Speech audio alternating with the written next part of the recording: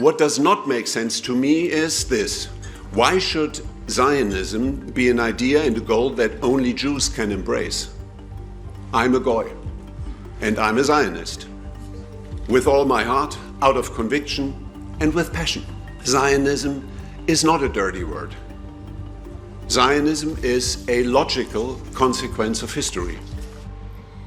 Kohët e fundit po përballemi gjithnjë më shpesh me deklarata të tilla zioniste. Por pse kjo duhet të merret seriozisht? Sepse këtë e thot drejtori ekzekutiv i Axel Springer, një prej grupeve mediatike më të fuqishme në Europë, Matthias Döpfner. Ish-gazetari dhe kryeredaktori Döpfner u bë drejtor në vitin 2002 dhe ndihmoi që Axel Springer të transformohej nga një shtëpi botuese gjermane gazetash në një perandori transatlantike të mediave digjitale. Giganti mediatik Axel Springer është pronari i markave mediatike si Bild, Welt, Politico, Business Insider dhe Morning Brew. Bild është për shembull brendi më i madh mediatik në Gjermani. Për dekada me radhë ka ndikuar në opinionin publik, debate politike dhe narrativa zgjedhore. Madje në faqen e saj, kompania deklaron hapur politikën editoriale, se mbështet demokracinë, lirinë e shprehjes, tregun e lirë, aleancën evropiane me Amerikën, refuzon ekstremizmin politik dhe fetar si dhe diskriminimin, por nga ana tjetër thekson qartë se mbështet të drejtën e Izraelit për të ekzistuar dhe dënon antisemitizmin.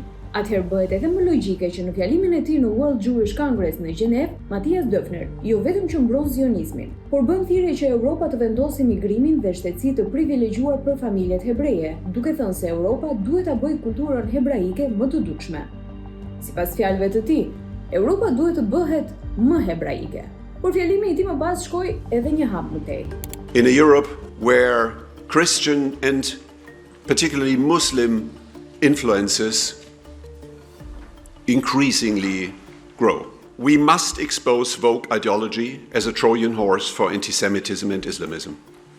Under the guise of decolonization, anti-racism and social justice, and above all, green climate activism, pure hatred of Jews is often spread today. The woke movement has long been infiltrated and shaped by Islamists. It is engaged in the re-evaluation of all values and the devaluation of the West. For centuries of civilization, the following held true. Successful is better than unsuccessful. Rich is better than poor. Strong is better than weak.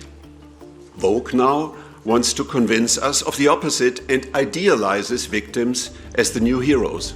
Të gjitha këto deklarata i bën një njerëz që nuk njihet vetëm për zgjerimin e ndikimit mediatik. Emrin e tij shoqërojnë edhe shumë polemika, si mesazhet e rrjetura të vitit 2023 që tregojnë prirjet e tij politike dhe përpjekjet për të ndikuar në zgjedhje, deri te fyerjet ndaj gjermanëve lindor, duke i quajtur komunist dhe fashist, deri te mbështetja e ndryshimeve klimatike, duke argumentuar se klima më e ngrohtë ka qenë gjithmonë më e mirë për qytetrimet, si dhe konfliktet e interesit dhe akuzat për plagjiatur në punimin e tij të doktoraturës. Për këtë arsye, kritikët për i vitesh deklarojnë se Axel Springer nuk është vetëm një perandori mediatike, por një linjë ideologjike e përcaktuar qartë, e cila vën në pikpyetje kufirin mes gazetarisë, ndikimit dhe agjendës.